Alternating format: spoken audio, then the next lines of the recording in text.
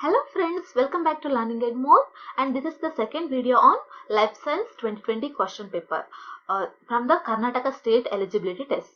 If you have not yet watched my first video means you can go and watch.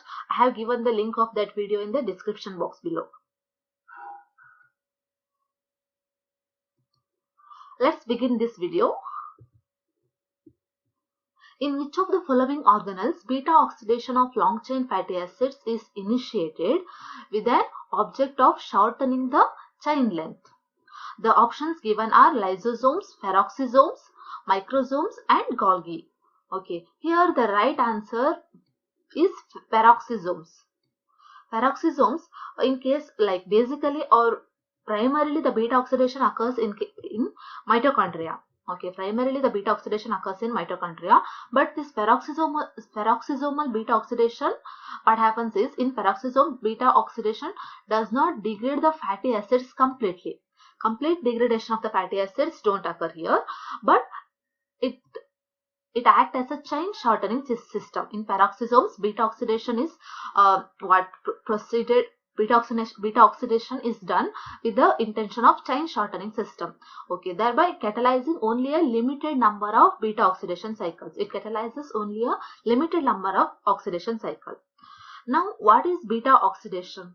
Most fatty acids are degraded by the sequential removal of two carbon fragments from the carboxyl end of the fatty acids.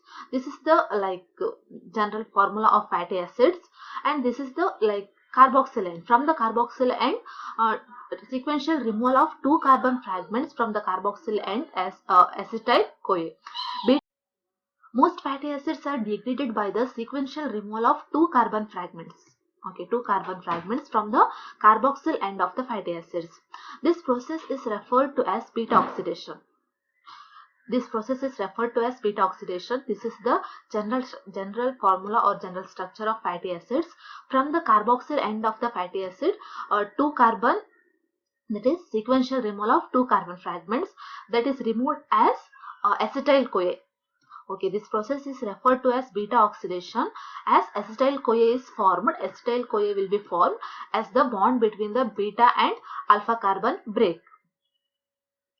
Beta oxidation is so named here. Why it is called beta oxidation? Because beta carbon will get oxidized in case of beta oxidation. So the answer to this question is peroxisomes. Beta oxidation of long chain fatty acids initiated with an object of shortening the chain length, that is in peroxisomes. Primarily the beta oxidation occurs in mitochondria, but for chain shortening system it occurs in peroxisomes. Next question, the cell division which consists of nuclear division, mitosis, followed by cytoplasmic division, cytokinesis, occurs during which phase? Here the cell division consists of what and what? Nuclear division, mitosis, followed by cytoplasmic division or cytokinesis. Options given are G1 phase, G2 phase, S phase and M phase. Okay, here the right answer is option D, that is M phase. Okay, M phase is the right answer because G1, gap 1 phase, gap 2 phase or S phase are the part of interphase. These three phases are part of interphase, but D is the mitosis phase in which the actual cell division occurs. Okay, cell cycle is basically classified into two types, that is two phases, that is interphase and mitosis phase. In case of interphase comes gap 1 phase, S phase and gap 2 phase, and after that interphase it is followed by mitotic phase. Mitotic phase, in what and all occurs in mitosis phase? Mitosis phase starts with the prophase, then it is followed by metaphase. Metaphase is followed by anaphase, then anaphase is followed by telophase, and finally cytokinesis occurs. So cytokinesis and karyokinesis and cytokinesis occurs in M phase. That is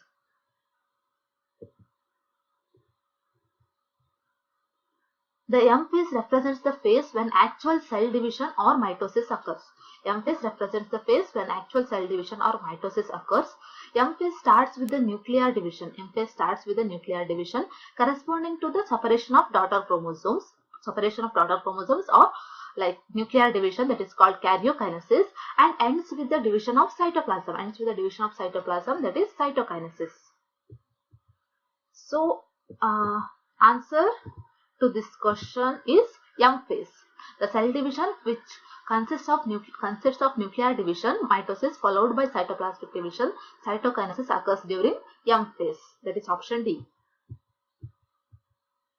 Next, coming to the 13th question, which of the following pair matches with membrane transport process and its primary function? These are membrane transport processes, and like the correct function or like a function they have given. Which of the following pair matches with the that process and the right function of that process? Okay, here the first option, exocytosis they have given, the movement of macromolecules into the cell. In case of exocytosis, it is not the movement of macromolecules into the cell, but the contents of the cell are released into the outside of the cell. So this option is wrong. And second option, pinocytosis. Pinocytosis means it is the process of cell drinking. Drinking in the sense it is the uptake of water molecules or fluid substances, or the materials or the molecules that is dissolved in the extracellular fluid. That fluid will be taken inside, that is uptake of water and solutes into the cell, pinocytosis. Okay, this is actually the they have given uptake of water. This is the right option or right answer. I will tell later. Okay, next process is osmosis. Osmosis is the passive diffusion of, they have given what? Osmosis, passive diffusion of small solutes. But what is osmosis actually? Osmosis is the passive diffusion of specialized passive diffusion of solvent molecules or water molecules, not solids. Okay, not solids. So this option, osmosis, is wrong. Next, another process, that is phagocytosis. Phagocytosis, they have given secretion of large particles from the cell. Okay, phagocytosis is not the secretion of large particles from the cell, but rather it engulf or ingests the microbial particles or virus or bacteria. It will ingest, and then it will be digested, or contents are released out. Okay, that I will show. So the right answer to this question is pinocytosis. Because pinocytosis is the right option or right answer, but in the KSET answer key they have given C as the right answer. I don't think that C is the right answer, because osmosis is the passive diffusion of solvent molecules or water. Okay, so option B is the right answer. Osmosis is what? Specialized case of diffusion which involves the passive transport of water molecules. Here, in case of osmosis, it involves the passive transport of water molecules. Okay, here water moves through a semi-permeable membrane. This is the semi-permeable membrane. Okay, before osmosis, what happens in osmosis is, here water moves from a region of low solute concentration to high solute concentration. Okay, before osmosis, this is the water content of this condition is more, but here the solute concentration of this is less, the solute concentration of this is more. Okay, but the water content the present here is very less. Okay, so what happens during osmosis? What has happened is, all the water molecules that is present in the lower solute concentration region has entered into the region of high solute concentration. So osmosis is the movement or transport of water molecules or solvent molecules. What is pinocytosis? Pinocytosis or cell drinking involves the ingestion of fluid by the formation of small endocytic vesicles. This is the ingestion of fluid, or uptake of soluble material dissolved in the extracellular fluid during pinocytosis. Okay, this occurs both selectively and non-selectively. Selectively in the sense that is specific receptors are, according to the specific receptors has a role in case of selective uptake.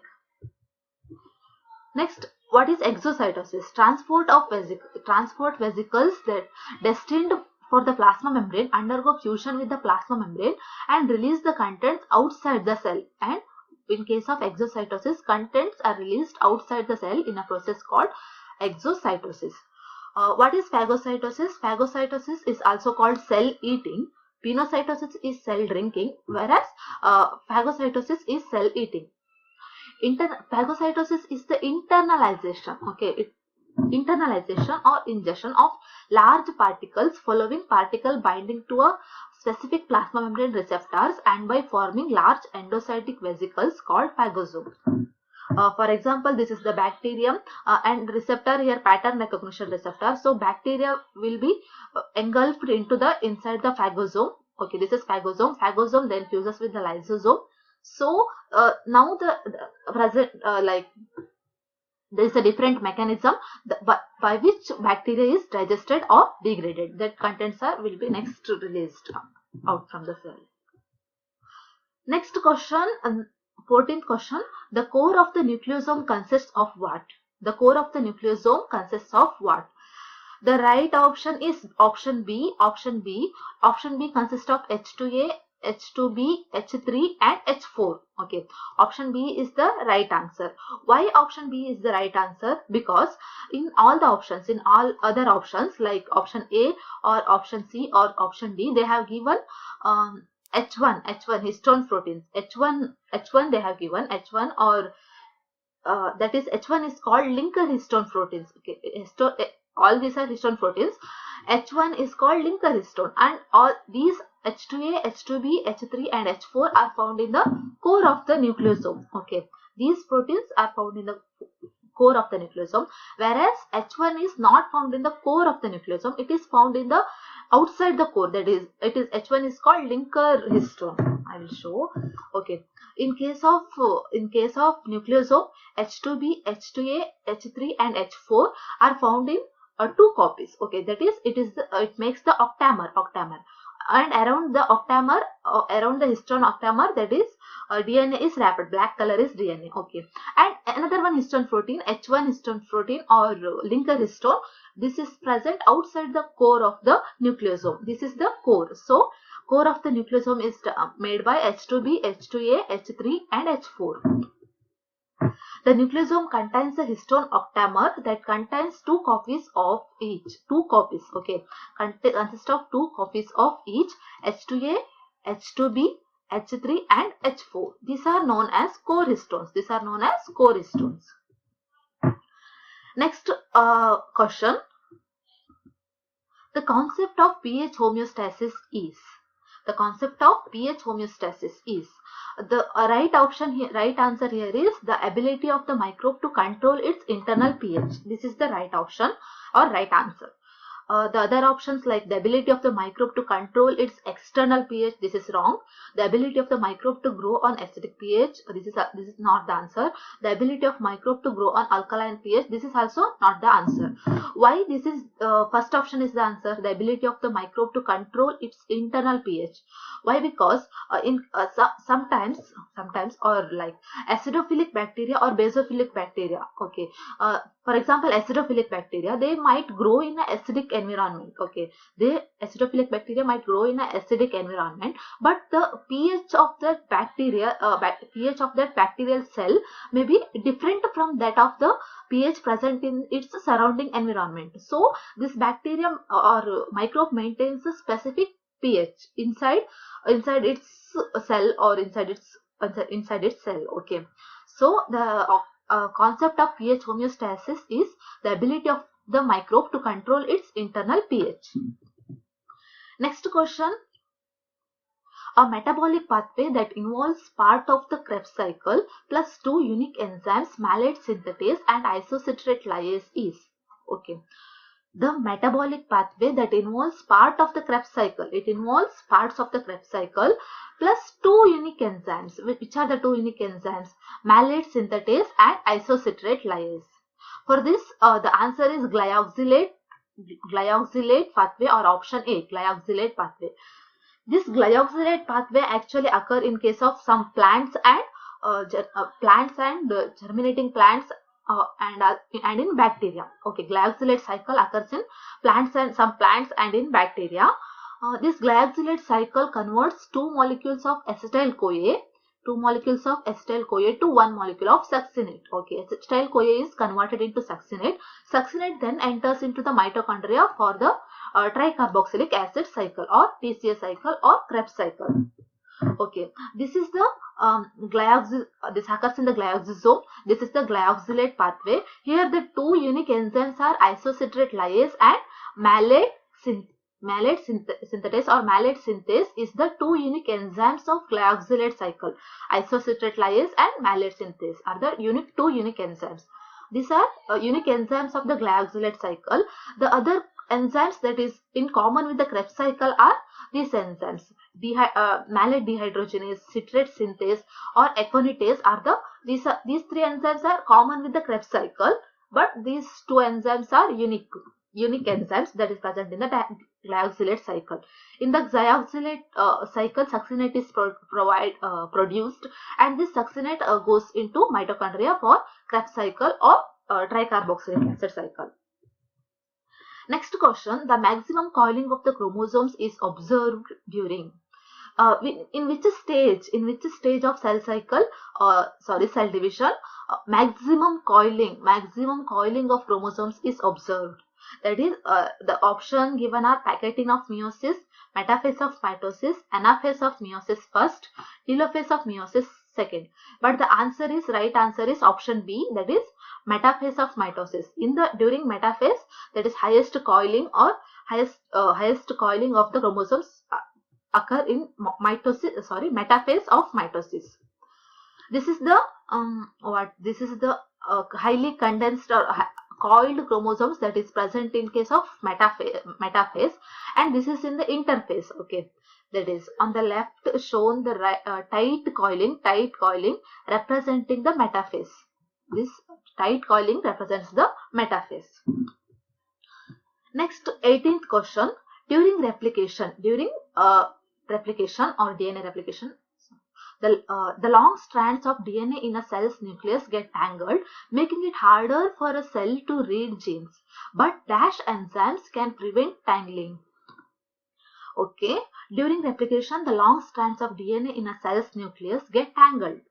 Okay, during DNA replication, what happens?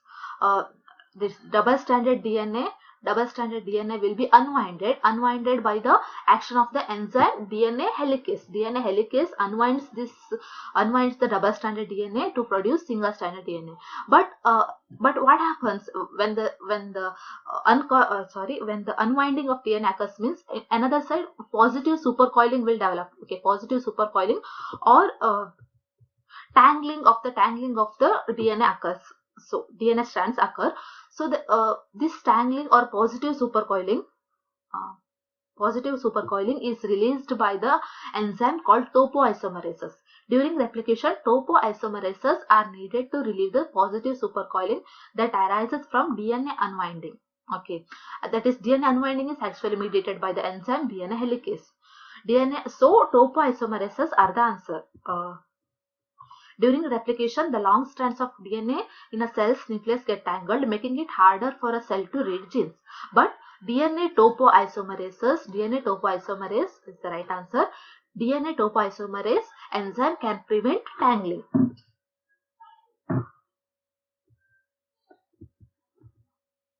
One example of DNA topoisomerase is DNA gyrase, that is from the E. coli. Next question, which of the following are the non-coding RNAs? Here they have asked which of the following are the non-coding RNA. Looking into the option, the right option is option D. Option D is the right answer because all other option contains mRNA. This D option won't, like in D option mRNA is not present. They are not given mRNA. So D is the right answer because mRNA is the coding RNA. Okay, mRNA is the coding RNA. This ribosomal RNA, microRNA and tRNA or transport RNA are non-coding RNA. What is non-coding RNA? Non-coding RNA are large number of functional RNA, but they don't encode any protein. Okay, non-coding RNAs are large number of functional RNA. that are transcribed, okay, that is transcribed but did not encode any proteins. These non-coding RNA don't encode any proteins. So what is the function of non-coding RNA? Non-coding RNA regulate the gene expression at the levels of transcription, RNA processing and translation. So non-coding RNA regulate the gene expression. Some examples of non-coding RNA are small nuclear RNA, microRNA, small interfering RNA, small nucleolar RNA, PV interacting RNA, transfer RNA and ribosomal RNA. These are all what? Examples of non-coding RNA. Next, last question of this video. In the final step of protein synthesis, the folding of many proteins is made more efficient by a special class of protein called. In the final step of protein synthesis, the folding of many proteins is made more efficient. Okay, the folding of proteins is made more efficient by a special class of protein called. The right answer for this is chaperones or molecular chaperones. Molecular chaperones helps in the folding of the protein. Like how molecular chaperones helps in the folding of protein is that these molecular chaperones prevent the incorrect folding of the protein. So it prevents the incorrect folding. By preventing the incorrect folding, it helps in the folding of correct folding of the proteins. Here the options given, other options are Gag-Paul fusion protein. This is something related in virus, okay, that is capsid encoding protein or like that. This is not the answer. Then other two options, protease and ubiquitin. Protease and ubiquitin are involved in the protein degradation, okay. Protease and ubiquitin are involved in the protein degradation process. The right option is chaperones. Chaperones are involved in the helps in the protein folding is made more efficient by a class of protein called molecular chaperones. Molecular chaperones are the class of proteins that bind to incompletely folded or unfolded proteins and helps its folding or prevent it from aggregating. Okay. So molecular chaperones are the proteins that helps in the folding of the protein. So okay, thank you for watching, and if you have really liked this video means you can like it. If you have not subscribed to my channel means you can subscribe. By subscribing you will get notified of the next video I am going to upload. Okay, thank you for watching.